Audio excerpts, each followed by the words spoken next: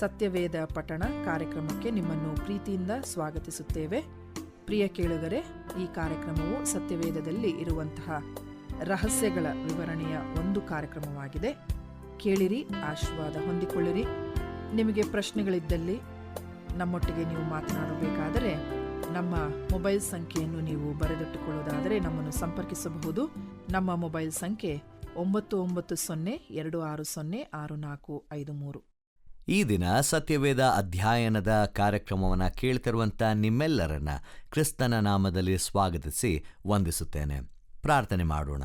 ದೇವರೇ, ನಿನ್ನ ವಾಕ್ಯವನ್ನು ಕೇಳುವುದಕ್ಕೆ, ಅದನ್ನು ಗ್ರಹಿಸಿಕೊಳ್ಳುವುದಕ್ಕೆ, ಅದರ ಮೂಲಕ ವಿಧೇಯತೆಯನ್ನು ಹೊಂದಿದವರಾಗಿ ನೀನು ಕೊಟ್ಟಿರುವಂತಹ ಜೀವಿತದಲ್ಲಿ ನಿನಗೋಸ್ಕರ ಕಾರ್ಯ ಮಾಡುವುದಕ್ಕೆ ಸಿದ್ಧರಾಗಿದ್ದೇವೆ.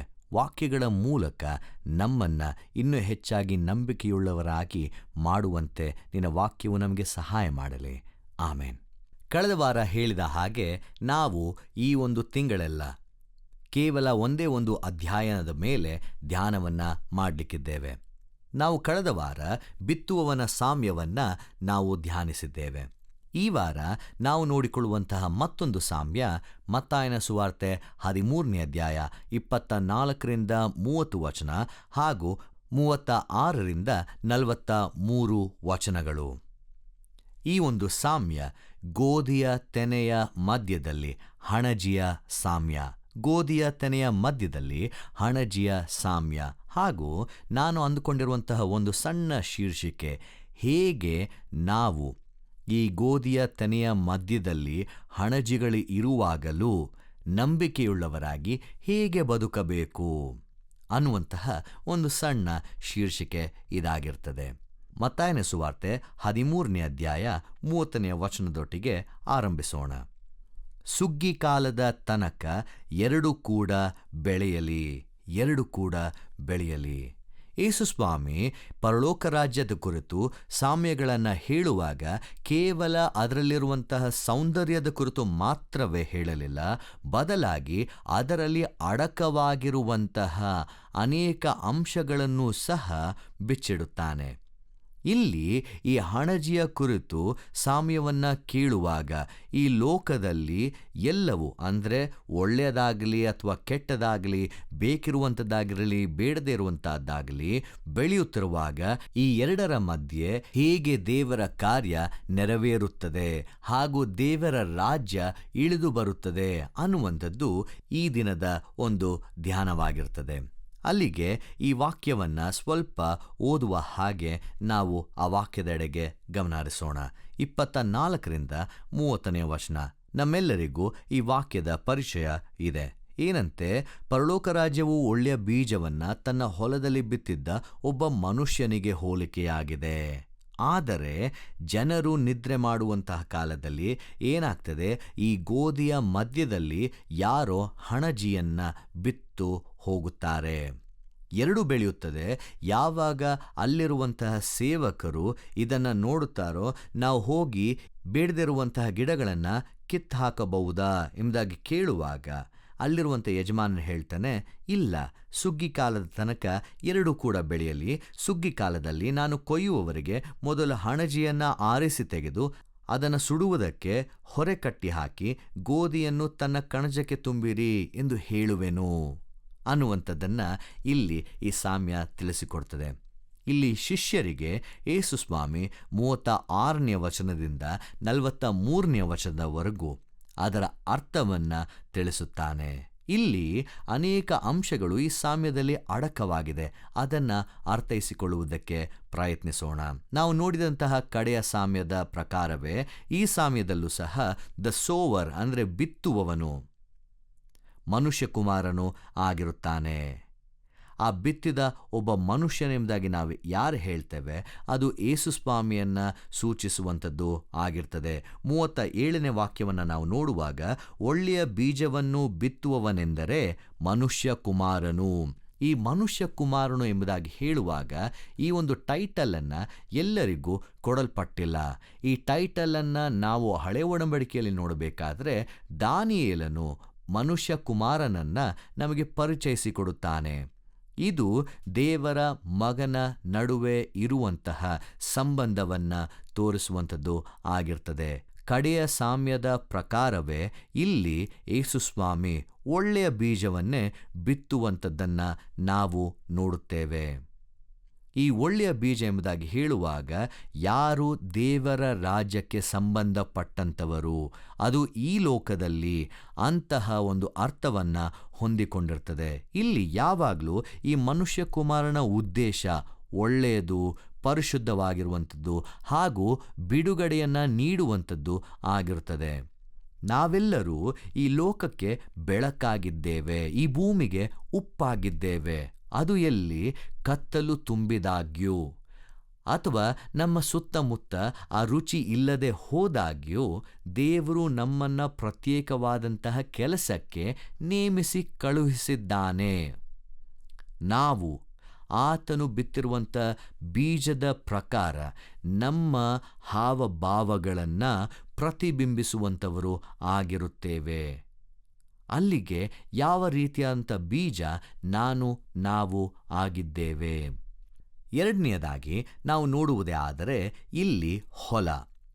38ನೇ ವಾಕ್ಯ ಹೇಳ್ತದೆ, ಹೊಲವೆಂದರೆ ಈ ಲೋಕ. ಈ ಹೊಲ ಎಂಬುದಾಗಿ ಹೇಳುವಾಗ ಇದು ಕೇವಲ ಒಂದು ಸಮುದಾಯಕ್ಕೆ ಸೇರಿದಂಥ ಸ್ಥಳ, ಇದರ ಕುರಿತು ಹೇಳ್ತಾ ಇಲ್ಲ. ಈ ಲೋಕ ಎಂಬುದಾಗಿ ಹೇಳುವಾಗ it is talking about a wider world. ಇಡೀ ಲೋಕ, ಈ ಲೋಕದಲ್ಲಿ ಎಲ್ಲ ರೀತಿಯ ಜನರು ಒಟ್ಟಾಗಿ ನಾವು ಬದುಕುತ್ತಲಿದ್ದೇವೆ. ಅದು ಸಮಾಜದಲ್ಲಿ, ಸಮುದಾಯವಾಗಿ, ಕಾರ್ಯಸ್ಥಳಗಳಲ್ಲಿ ಹಾಗೂ ಧಾರ್ಮಿಕ ಸ್ಥಳಗಳಲ್ಲೂ ಸಹ ನಾವು ಒಬ್ಬರ ಜೊತೆ ಇನ್ನೊಬ್ಬರು ಜೊತೆಯಾಗಿ ಬದುಕುತ್ತಾ ಬರುತ್ತಲೇ ಇದ್ದೇವೆ. ದೇವರು ನಮ್ಮನ್ನು ಈ ಲೋಕದಿಂದ ಹೊರಗೆ ತೆಗೆಯಲು ಕರೆದಿಲ್ಲ, ಜೊತೆಗೆ ಅದರಲ್ಲಿ ನಾವು ಸರಿಯಾದ ರೀತಿಯಲ್ಲಿ ನೀತಿಯುಳ್ಳವರಾಗಿ, ನೀತಿವಂತರಾಗಿ ಬದುಕುವುದಕ್ಕೆ ನಮ್ಮನ್ನು ಕರೆದಿದ್ದಾನೆ. ಯೋಹಾನನ ಸುವಾರ್ತೆ 17ನೇ ಅಧ್ಯಾಯ 15ನೇ ವಚನದಲ್ಲಿ, ಇವರನ್ನು ಲೋಕದೊಳಗಿಂದ ತೆಗೆದುಕೊಂಡು ಹೋಗಬೇಕೆಂದು ನಾನು ಕೇಳಿಕೊಳ್ಳುವುದಿಲ್ಲ, ಕೆಡುಕಿನಿಂದ ತಪ್ಪಿಸಿ ಕಾಪಾಡಬೇಕೆಂದು ಕೇಳಿಕೊಳ್ಳುತ್ತೇನೆ. ನಾವು ಈ ಲೋಕದಲ್ಲೇ ಇದ್ದು ದೇವರಿಗೋಸ್ಕರ ಹೇಗೆ ಬದುಕಬೇಕು ಅನ್ನುವಂಥದ್ದು ಈ ಲೋಕದಲ್ಲಿರುವಂತಹ ಆ ಹೊಲವನ್ನು ಸೂಚಿಸುವಂಥದ್ದು ಆಗಿರುತ್ತದೆ. ಅಲ್ಲಿಗೆ ಎಲ್ಲವೂ ಜೊತೆಯಾಗಿದ್ದು ಬೆಳೆಯುತ್ತಿರುವಂತಹ ಈ ಲೋಕದಲ್ಲಿ ನಂಬಿಕೆಯುಳ್ಳವನಾಗಿ ನಾವು ಹೇಗೆ ಬದುಕಬೇಕು. ಆ ವಾಕ್ಯ ಮುಂದುವರೆದು 38ನೇ ವಚನದಲ್ಲಿ, ಒಳ್ಳೆಯ ಬೀಜವೆಂದರೆ ಪರಲೋಕ ರಾಜ್ಯದವರು. ಇಲ್ಲಿ ಈ ಒಳ್ಳೆಯ ಬೀಜವನ್ನು ನಾವು ನೋಡಬೇಕಾದ್ರೆ ಒಳ್ಳೆಯ ಗೋಧಿಯ ತೆನೆಗಳು ಯಾರು ನೈಜತೆಯಲ್ಲಿ ಬೇರೂರಿದ್ದಾರೋ, ಯಾರು ಫಲವನ್ನು ಬಿಡುವಂಥವರಾಗಿದ್ದಾರೋ ಹಾಗೂ ಯಜಮಾನನ ಆ ಕಡೆಯ ಕಾಲದಲ್ಲಿ ಬರುವಂತಹ ಸುಗ್ಗಿಯ ಕಾಲಕ್ಕೆ ಸಿದ್ಧರಾಗಿದ್ದಾರೋ ಅವರನ್ನು ಸೂಚಿಸುವಂಥದ್ದಾಗಿರ್ತದೆ. ಇವರು ತಾಳ್ಮೆಯಿಂದ ಅಥವಾ ಆ ಒಂದು ಸಿದ್ಧತಾ ಪೂರ್ವಕವಾಗಿ ಬೆಳೆಯುವಂಥವರು ಹಾಗೂ ಸುತ್ತಮುತ್ತಲು ಎಷ್ಟೇ ಕಷ್ಟಗಳು, ಶೋಧನೆಗಳು ಹಾಗೂ ತೊಂದರೆಗಳು ಬಂದಾಗ್ಯೂ ನಂಬಿಕೆಯಲ್ಲಿ ಇರುವಂಥವರು ಆಗಿರುತ್ತಾರೆ. ಅಲ್ಲಿಗೆ ನನ್ನ ನಂಬಿಕೆ ಯಾವ ರೀತಿಯಲ್ಲಿ ಇರುವಂಥದ್ದು ಆಗಿರ್ತದೆ? ಕೇವಲ ಹೊರತೋರ್ವಿಕೆಗೆ ಇರುವಂತಹ ನಂಬಿಕೆ ನನ್ನದಾಗಿರ್ತದ ಅಥವಾ ಯಾವುದೇ ರೀತಿಯಾದಂಥ ಸಮಸ್ಯೆಗಳು ಬಂದಾಗ್ಯೂ ದೃಢ ನಿಲ್ಲುವಂತಹ ನಂಬಿಕೆ ನನ್ನದಾಗಿರ್ತದ? 4ನೇದಾಗಿ ಆ ವಾಕ್ಯ ಹೇಳುವಂಥದ್ದು ಹಣಜಿ ಅಂದರೆ ಸೈತಾನನವರು. ಇಲ್ಲಿ ಹಣಜಿ ಎಂಬುದಾಗಿ ಹೇಳುವಾಗ ದೇವರು ಈ ಹಣಜಿಗೂ ಹಾಗೂ ಆ ಒಂದು ಗೋಧಿಯ ತೆನೆಗೂ ಹೆಚ್ಚಿನ ವ್ಯತ್ಯಾಸವಿಲ್ಲದಾಗಿ ತೋರಿಸಿಕೊಡುತ್ತಾನೆ. ನಾವು ಗ್ರೀಕ್ ಭಾಷೆಯಲ್ಲಿ ನೋಡುವುದೇ ಆದರೆ ಜಿಝೇನಿಯಾ ಅನ್ನುವಂತಹ ಪದವನ್ನು ಬಳಸಲಾಗ್ತದೆ.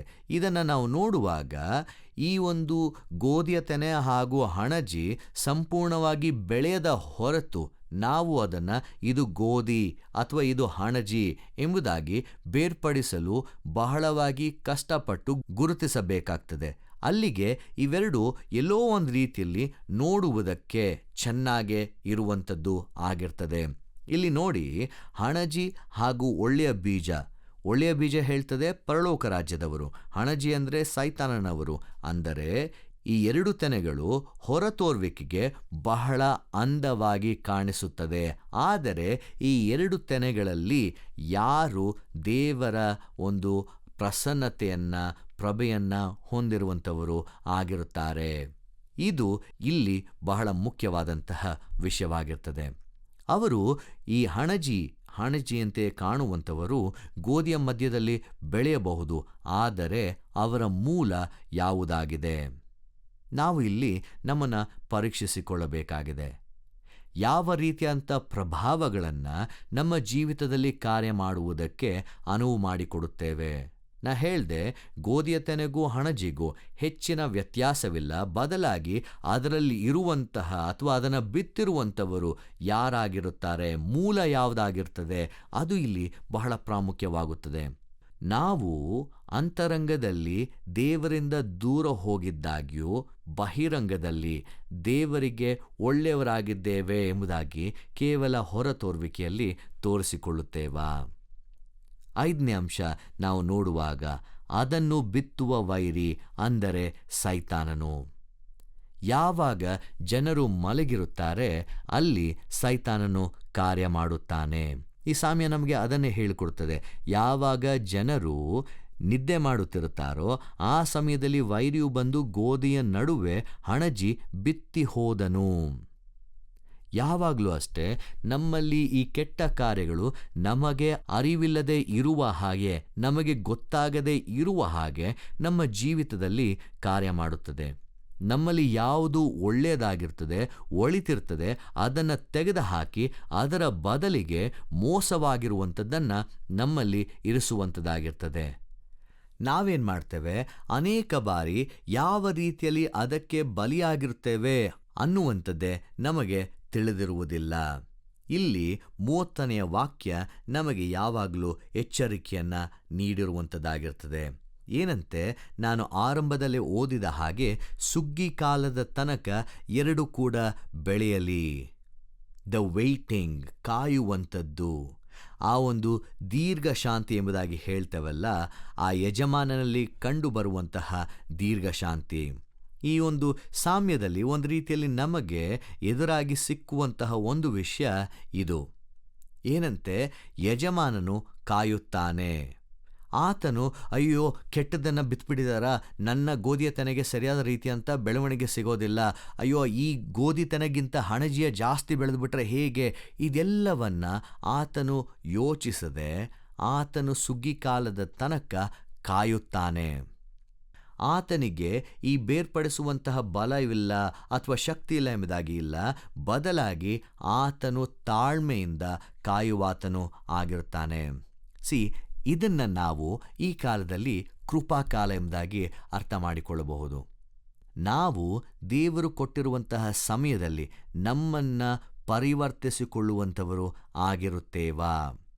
ಯಾವಾಗಲೂ ದೇವರು ನಾವು ಪಶ್ಚಾತ್ತಾಪ ಪಡುವಂತೆ, ಪರಿಪಕ್ವತೆಯನ್ನು ಹೊಂದುವ ಹಾಗೆ ನಮಗೆ ಸಮಯವನ್ನು ಹಾಗೂ ಸಹಾಯವನ್ನು ಕೊಡುವಾತನು ಆಗಿರುತ್ತಾನೆ. ಅದು ಯಾರಾದರೂ ಆಗಿರಲಿ, ತಾನು ನೇಮಿಸಿರುವಂಥ ಜನರೇ ಆಗಿರಲಿ ಅಥವಾ ಯಾರಾದರೂ ಆಗಿರಲಿ. ಆದರೆ ಆ ಸಮಯದಲ್ಲಿ ಯಾವ ರೀತಿಯಾದಂತಹ ಪ್ರಕ್ರಿಯೆಯನ್ನು ನಾವು ತೋರುವಂಥವರು ಆಗಿರುತ್ತೇವೆ. ನಾವು ನಿಜವಾಗಿಯೂ ದೇವರ ಆ ಒಂದು ಸಮಯ ಕಾಲದಲ್ಲಿ ನಮ್ಮನ್ನು ಪರಿವರ್ತನೆ ಹೊಂದಿದವರಾಗಿ ದೇವರೆಡೆಗೆ ತೋರುವಂತಹ ಒಳ್ಳೆಯ ಗೋಧಿಯ ತೆನೆಗಳಾಗಿ ಕಾಣುವಂಥವರು ಆಗಿರುತ್ತೇವಾ? ಈ ಪ್ರಶ್ನೆಯನ್ನು ನಾವು ಹಾಕಿಕೊಳ್ಳಬೇಕಾಗಿದೆ. 7ನೇದಾಗಿ 39ನೇ ವಾಕ್ಯ, ಅದನ್ನು ಬಿತ್ತುವ ವೈರಿ ಅಂದರೆ ಸೈತಾನನು, ಸುಗ್ಗಿಕಾಲ ಅಂದರೆ ಯುಗದ ಸಮಾಪ್ತಿ, ಕೊಯ್ಯುವವರು ಅಂದರೆ ದೇವದೂತರು. ಈ ವಾಕ್ಯವನ್ನು ನೋಡುವಾಗ ಈ ಸುಗ್ಗಿ ಕಾಲ ಎಂಬುದಾಗಿ ಹೇಳುವಾಗ that is the time when God separates wheat from the weeds. ಗೋಧಿಯ ತೆನೆಯನ್ನು ಹಣಜಿಯಿಂದ ಬೇರ್ಪಡಿಸುವಂತಹ ಕಾರ್ಯ ಆ ಸಮಯದಲ್ಲಿ ಆಗುವಾಗ ನಾವು ಮಾಡುವಂತಹ ಪ್ರತಿಯೊಂದೊಂದು ಕಾರ್ಯಕ್ಕೆ ನಾವು ಲೆಕ್ಕವನ್ನು ಕೊಡಲೇಬೇಕಾಗುತ್ತದೆ. ಇಲ್ಲಿ ಯೇಸುಸ್ವಾಮಿ ಪುನಃ ಮತ್ತೊಮ್ಮೆ ಬಂದು ಆ ನ್ಯಾಯಾಧೀಶನಾಗಿ ಯಾವ ರೀತಿಯಲ್ಲಿ ನ್ಯಾಯವನ್ನು ತಾನು ತೀರಿಸುತ್ತಾನೆ ಅನ್ನುವಂಥದ್ದನ್ನು ಇಲ್ಲಿ ನಮಗೆ ತೋರಿಸಿಕೊಡಲಾಗ್ತದೆ. ಯಾವ ರೀತಿಯಲ್ಲಿ ಸಂಪೂರ್ಣವಾಗಿ ಬೇರ್ಪಡಿಸುತ್ತಾನೆ. ಹಣಜಿಯನ್ನು ಒಂದೆಡೆ ಹಾಗೂ ಗೋಧಿಯ ತೆನೆಗಳನ್ನು ಇನ್ನೊಂದೆಡೆ ಬೇರ್ಪಡಿಸಿ ಆ ಗೋಧಿಯ ತೆನೆಗಳನ್ನು ತನ್ನ ಕಣಜದಲ್ಲಿ, ಅಂದರೆ ತಾನಿರುವಂತಹ ಸ್ಥಳದಲ್ಲಿ ಅದು ಶೇಖರಿಸಲಾಗ್ತದೆ. ಹಾಗೂ ಈ ಹಣಜಿಯನ್ನು ಕೇವಲ ಸುಟ್ಟು ಹಾಕುವುದಕ್ಕೆ ಅದನ್ನು ಬಳಸಲಾಗ್ತದೆ. ನಾವು ನಮ್ಮ ಜೀವಿತ ಹೇಗಿದೆ? ನನ್ನ ಮೂಲ ಯಾವುದಾಗಿದೆ? ಈ ಬರುವಂತಹ ಸುಗ್ಗಿಕಾಲ, ಅಂದರೆ ಯೇಸುಸ್ವಾಮಿ ಮತ್ತೊಮ್ಮೆ ಬಂದೇ ಬರುತ್ತಾನೆ ಎಂಬುದಾಗಿ ಅನೇಕ ದೇವರ ವಾಕ್ಯ ಭಾಗಗಳು ನಮ್ಮನ್ನು ಎಚ್ಚರಿಸುವಂಥದ್ದೂ ಆಗಿರ್ತದೆ ಹಾಗೂ ಸಿದ್ಧತೆಯನ್ನು ಸಹ ನೀಡುವಂಥದ್ದಾಗಿರ್ತದೆ. ನಾವು ಎಷ್ಟು ಜನ ಆ ಒಂದು ಸುಗ್ಗಿ ಕಾಲಕ್ಕೆ ಸಿದ್ಧರಾಗಿದ್ದೇವೆ?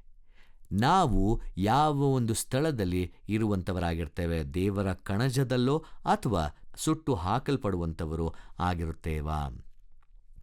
ಕಡೆಯದಾಗಿ 43ನೆಯ ವಾಕ್ಯ, ಆಗ ನೀತಿವಂತರು ತಮ್ಮ ರಾಜ್ಯದಲ್ಲಿ ಸೂರ್ಯನಂತೆ ಪ್ರಕಾಶಿಸುವರು. ಕಿವಿಯುಳ್ಳವನು ಕೇಳಲಿ.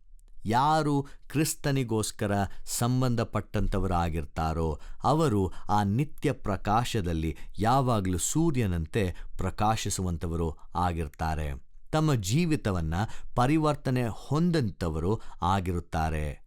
ಪಾಪಗಳಿಂದ ಬೇರ್ಪಡಲ್ಪಟ್ಟು ಒಂದು ಒಳ್ಳೆಯ ಜೀವಿತವನ್ನು ನಡೆಸುವಂಥವರು ಆಗಿರುತ್ತಾರೆ. ಇಲ್ಲಿ ನಾವು ನೋಡಬೇಕಾಗಿರುವಂಥ ವಿಷಯ, ನಾನು ಯಾವ ರೀತಿಯಲ್ಲಿ ದೇವರ ಸನ್ನಿಧಿಯಲ್ಲಿ ಕಾಣಿಸಿಕೊಳ್ಳುವಂಥವನು ಆಗಿರುತ್ತೇನೆ. ಇಲ್ಲಿ ಕೆಲವು ವಿಷಯಗಳನ್ನು ನಾವು ನೋಡಿಕೊಳ್ಳಬೇಕಾಗಿದೆ. ಈ ಲೋಕದಲ್ಲಿ ಬೇಡದೇ ಇರುವಂತಹ ಅಂಶಗಳು ಇದೆ ಎಂಬುದಾಗಿ ಹೇಳುವಾಗ ದೇವರು ಇಲ್ಲ ಎಂಬುದಾಗಿ ಅಲ್ಲ. ಇಲ್ಲಿ ಈ ಲೋಕದಲ್ಲಿ ಹಣಜಿಯೂ ಸಹ ಇರುತ್ತದೆ, ಗೋಧಿಯ ತೆನೆಯೂ ಸಹ ಇರ್ತದೆ. ಆದರೆ ಒಂದು ನಾವೇನರ್ಥ ಮಾಡಿಕೊಳ್ಳಬೇಕು, ದೇವರು ಯಾವಾಗಲೂ ಹತೋಟಿಯಲ್ಲಿ ಇದ್ದಾನೆ, ಎಲ್ಲವನ್ನ ನಿಯಂತ್ರಣದಲ್ಲಿ ಇಟ್ಟುಕೊಂಡಿದ್ದಾನೆ. He is still in control and he is the ultimate controller ಅನ್ನುವಂಥದ್ದನ್ನು ನಾವು ಯಾವಾಗಲೂ ಅರ್ಥ ಮಾಡಿಕೊಳ್ಳಬೇಕು. ಎರಡನೇದಾಗಿ, ನಾವು ಇನ್ನೊಬ್ಬರ ಬಗ್ಗೆ ತೀರ್ಪನ್ನು ಮಾಡುವಾಗ we should not be so quick to judge others. ಇಲ್ಲಿ ಅಲ್ಲಿರುವಂತಹ ಸೇವಕರು ಏನು ಹೇಳ್ತಾರೆ, ನಾವು ಹೋಗ್ಬಿಟ್ಟು ಬೇಗ ಆ ಹಣಜಿಗಳನ್ನೆಲ್ಲ ಕಿತ್ತಾಕ್ಬಿಡೋಣ. ಆದರೆ ಯಜಮಾನನ ಹೇಳ್ತಾನೆ, ನೋ, ಅದಕ್ಕೆ ಇನ್ನೂ ಸಮಯ ಬಂದಿಲ್ಲ, ಇನ್ನೂ ನಾವು ಸಮಯವನ್ನು ಕೊಡೋಣ, ಇನ್ನೂ ಸಮಯ ಹೋಗಲಿ, ಆ ಸುಗ್ಗಿ ಕಾಲ ಬರೋ ತನಕ ನಾವು ಕಾಯೋಣ. ದೇವರಿಗೆ ಮಾತ್ರವೇ ನಮ್ಮ ಹೃದಯಗಳು ಗೊತ್ತು. ನಾವು ಫಲ ಬಿಡುವುದಕ್ಕೆ ಮಾತ್ರವೇ ಕರೆಯಲ್ಪಟ್ಟಿದ್ದೇವೆ ಹೊರತು ಶಪಿಸಲ್ಪಡುವುದಕ್ಕೆ ಅಲ್ಲ, ದೇವರ ಅನ್ಯೋನ್ಯತೆಯಿಂದ ದೂರ ಹೋಗುವುದಕ್ಕೆ ಅಲ್ಲ. ಅದನ್ನು ನಾವಿಲ್ಲಿ ಅರ್ಥ ಮಾಡಿಕೊಳ್ಳಬೇಕಾಗಿದೆ. ಮೂರನೆಯದಾಗಿ, ನಾವು ಯಾವಾಗಲೂ ಈ ಪರಲೋಕ ರಾಜ್ಯಕ್ಕೆ ಸೇರಿದಂತಹ ಮಕ್ಕಳಾಗಿ, ಅದು ಎಷ್ಟೇ ರೀತಿಯಾದಂಥ ಹೀನವಾದಂಥ ಕಾರ್ಯಗಳು ನಡೆಯುವಂತಹ ಪರಿಸ್ಥಿತಿಗಳಲ್ಲೂ ನಾವು ಬೆಳಕನ್ನು ಬೀರುವಂಥ ಜನರಾಗಿ ಬದುಕುವುದಕ್ಕೆ ಸಿದ್ಧರಾಗಿದ್ದೇವಾ? ಈ ಗೋಧಿಯ ತೆನೆಗಳಾಗಿ ನಾವು ಬೆಳೆಯಬೇಕಾಗಿದೆ. ಬಹಳ ಒಂದು ರೀತಿಯಲ್ಲಿ ಸೈಲೆಂಟಾಗಿ ಇವುಗಳು ಬೆಳೆಯುತ್ತವೆ. ಬೇರೂರಿದವರಾಗಿ ಈ ಒಂದು ಗೋಧಿಯ ತೆನೆ ಬೆಳೆಯುತ್ತದೆ ಹಾಗೂ ನಂಬಿಕೆಯಲ್ಲಿ ಫಲವನ್ನು ಬಿಡುವಂಥದ್ದಾಗಿ ಬೆಳೆಯುತ್ತದೆ. ಹಾಗೂ ಕಡೆಯದಾಗಿ, ದೇವರ ನ್ಯಾಯದ ಮೇಲೆ ಯಾವಾಗಲೂ ನಾವು ನಂಬಿಕೆಯನ್ನು ಇಡಬೇಕು. ಆ ಒಂದು ಕಡೆ ಕಾಲ ಬರುವಾಗ ದೇವರ ನೀತಿವಂತಿಕೆ ಅದು ಸೂರ್ಯನಂತೆ ಪ್ರಕಾಶಿಸುತ್ತದೆ. ಅದರಲ್ಲಿಯೇ ನಾವು ಸಹ ನೀತಿವಂತರಾಗಿ ಪ್ರಕಾಶಿಸುವಂಥವರು ಆಗಿರ್ತೇವೆ. ನಾವು ಕೆಲವೊಂದು ಪ್ರಶ್ನೆಗಳನ್ನು ಹಾಕಿಕೊಳ್ಳಬೇಕಾಗಿದೆ. ನನ್ನ ಜೀವಿತ ಹೇಗಿದೆ? ಗೋಧಿಯ ತೆನೆಯ ಹಾಗೆಯೋ ಅಥವಾ ಹಣಜಿಯ ಹಾಗೆಯೋ? ಸುಗ್ಗಿ ಕಾಲ ಬರುವ ತನಕ ನಮಗೆ ಸಮಯವಿದೆ. ನಾವು ಯಾರಲ್ಲಿ ಬೇರೂರಿದವರು ಆಗಿದ್ದೇವೆ? ದೇವರು ನಮ್ಮನ್ನು ಒಂದಲ್ಲ ಒಂದು ಕಾರ್ಯಕ್ಕೆ, ಖಂಡಿತವಾಗಿ ಒಂದು ಉದ್ದೇಶವನ್ನು ಹೊತ್ತಿದವನಾಗಿ ಈ ಲೋಕದಲ್ಲಿ ಕಳುಹಿಸಿದ್ದಾನೆ. ಯಾವ ರೀತಿಯಲ್ಲಿ ಬೆಳೆಯುವಂಥವರು ಆಗಿರ್ತೇವೆ? ಈ ಲೋಕದಲ್ಲಿ ಎಲ್ಲ ರೀತಿಯಾದಂಥ ಜನರು ನಮಗೆ ಸಿಗುತ್ತಾರೆ. ಅದರ ಮಧ್ಯದಲ್ಲಿ ನಂಬಿಕೆಯುಳ್ಳವರಾಗಿ, ತಾಳ್ಮೆಯಿಂದ ದೇವರಿಗೆ ಸಂಪೂರ್ಣವಾಗಿ ನಮ್ಮ ಜೀವಿತಗಳನ್ನು ಒಪ್ಪಿಸಿಕೊಟ್ಟವರಾಗಿ ಬದುಕುವುದಕ್ಕೆ ನನ್ನಿಂದ, ನಮ್ಮಿಂದ ಸಾಧ್ಯವೇ? ಪ್ರಾರ್ಥನೆ ಮಾಡೋಣ. ದೇವರೇ, ನನ್ನನ್ನು, ನಮ್ಮನ್ನು ಈ ಲೋಕಕ್ಕೆ ಒಂದು ಉದ್ದೇಶದ ಮೇರೆಗೆ ಕಳುಹಿಸಿಕೊಟ್ಟಿದ್ದಿ. ಅನೇಕ ಬಾರಿ ನಾವು ನಮ್ಮ ಮೂಲವನ್ನು ಸಂಪೂರ್ಣವಾಗಿ ಮರೆತು ಹೋಗಿ ಈ ಲೋಕಕ್ಕೆ ನಮ್ಮನ್ನು ಸಂಪೂರ್ಣವಾಗಿ ಸೀಮಿತಗೊಳಿಸಿಕೊಂಡು ನಿನ್ನಿಂದ ದೂರ ಹೋಗಿರುತ್ತೇವೆ. ಆದಾಗ್ಯೂ ಸಹ ನೀನು ನಮಗೆ ಮತ್ತಷ್ಟು ಸಮಯವನ್ನು ಕೊಡುವುದರ ಮೂಲಕ ನನ್ನೆಡೆಗೆ ನನ್ನ ಮಗಳು, ನನ್ನ ಮಗನು ಬರುತ್ತಾನೋ ಎಂಬುದಾಗಿ ಈಗಲೂ ಸಹ ಕಾಯುತ್ತಲಿದ್ಯಾ. ಯಾಕೆಂದರೆ ಈ ಲೋಕದಲ್ಲಿ ಒಬ್ಬರಾದರೂ ನಾಶವಾಗಬಾರದು ಅನ್ನುವಂತಹ ಒಂದು ನಿಟ್ಟಿನಲ್ಲಿ ನಮಗೋಸ್ಕರ ದೀರ್ಘಶಾಂತಿಯುಳ್ಳವನಾಗಿ ಕಾಯುತ್ತಲಿದ್ಯಾ.